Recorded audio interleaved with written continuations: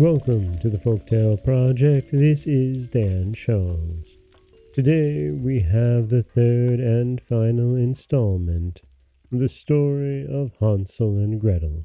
We left off with the children first meeting the ancient dame in this telling of the story, but as we'll find out soon, and as we all already know, she's a witch. And this old witch in the forest means nothing good for Hansel and Gretel.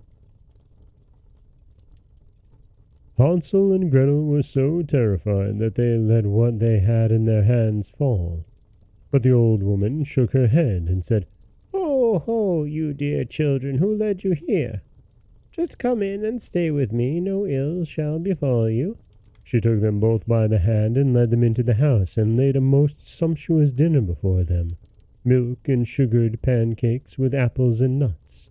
After they had finished, 2 beautiful little white beds were prepared for them, and when Hansel and Gretel lay down in them, they felt as if they had got into heaven. The old woman had appeared to be most friendly, but she was really an old witch who had waylaid the children, and had only built the little bread house in order to lure them in. When anyone came into her power, she killed, cooked, and ate him, and held a regular feast day for the occasion. Now witches have red eyes and cannot see far, but like beasts they have a keen sense of smell, and know when human beings pass by. When Hansel and Gretel fell into her hands, she laughed maliciously and said jeeringly, "I've got them now, they shan't escape me." Early in the morning, before the children were awake, she rose up, and when she saw them both sleeping so peacefully, with their round rosy cheeks, she muttered to herself, "That'll be a dainty bite." Then she seized Hansel with her bony hand, and carried him into a little stable, and barred the door on him. He might scream as much as he liked, it did him no good. Then she went to Gretel, shook her till she awoke, and cried, "Get up, you lazy bones! Fetch water and cook something for your brother. When he's fat, I'll eat him up."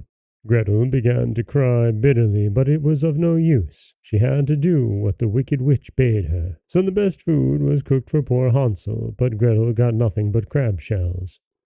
Every morning the old woman hobbled out to the stable and cried, "Hansel, put out your finger that I may feel if you are getting fat." But Hansel always stretched out a bone, and the old dame, whose eyes were dim, couldn't see it, and always thinking it was Hansel's finger, wondered why he fattened so slowly.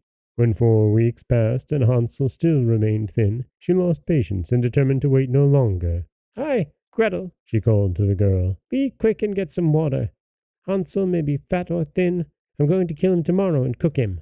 Oh, how the poor little sister sobbed as she carried the water, and how the tears rolled down her cheeks.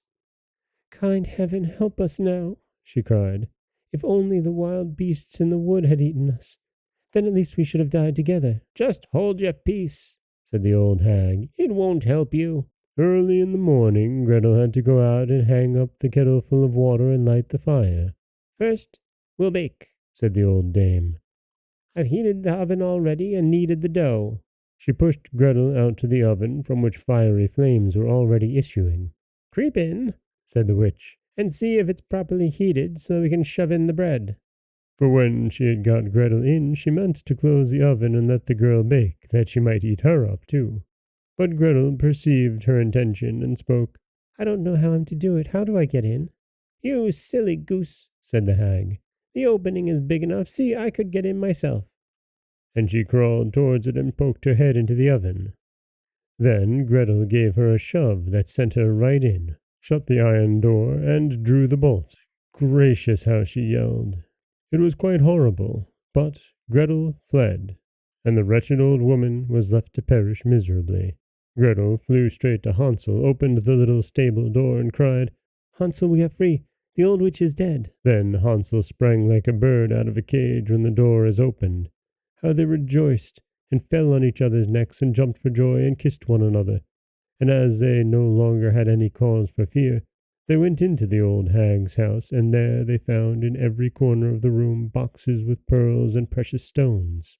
"These are even better than pebbles," said Hansel, and crammed his pockets full of them. And Gretel said, "I too will bring something home." And she filled her apron full. "But now," said Hansel, Let's go and get well away from the witch's wood." When they had wandered about for some hours, they came to a big lake. "We can't get over," said Hansel. "I see no bridge of any sort or kind." "Yes, and there's no ferry boat either," answered Gretel. "But look, there swims a white duck. If I ask her, she'll help us over." And she called out, "Here are two children, mournful very, seeing neither bridge nor ferry. Take us upon your white back, and row us over, quack, quack." The duck swam towards them, and Hansel got on her back and bade his little sister sit beside him. "No," answered Gretel. "We should be too heavy a load for the duck. She shall carry us across separately." The good bird did this, and when they were landed safely on the other side and had gone on for a while, the wood became more and more familiar to them, and at length they saw their father's house in the distance. Then they set off to run, and bounding into the room fell on their father's neck. The man had not passed a happy hour since he had left them in the wood, but the woman had died.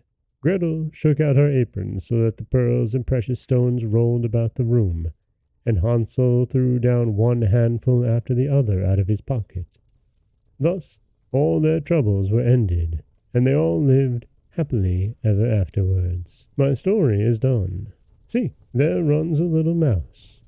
Anyone who catches it may make himself a large fur cap out of it. And that is the end of Hansel and Gretel. And I do love how the story really picks up steam in the third act, doesn't it? This is Dan Scholz for the Folktale Project. Don't forget that you can subscribe to the podcast on Apple Podcasts, Stitcher, Google Play, Overcast, anywhere you like to get your podcasts. You can follow us on Threads and Instagram at Folktale Project, and you can find us wherever you like to listen to your podcasts. As always, thank you so much for listening.